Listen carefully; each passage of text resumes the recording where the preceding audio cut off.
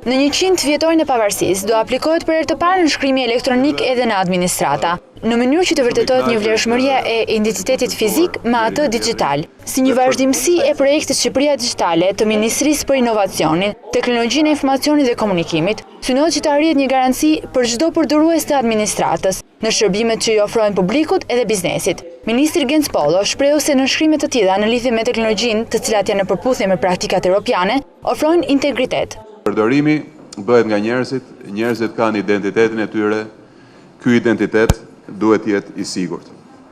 Kjo siguri është një domosdoshmëri e kohës dhe në këtë aspekt, me sa dim, nënshkrimi elektronik dhe certifikata elektronike janë mënyra më e sigurt për të vërtetuar një vlefshmërinë e identitetit fizik me atë digital. Përdorimi i nënshkrimit elektronik është i lidhur me atë dokumentet elektronik dhe të dy së bashku ofrojnë garanci të shtesë për qytetarët shqiptarë dhe për çdo përdorues, për administratën publike që do përdori dokumentin elektronik dhe sistemin digjitale në punën e përditshme.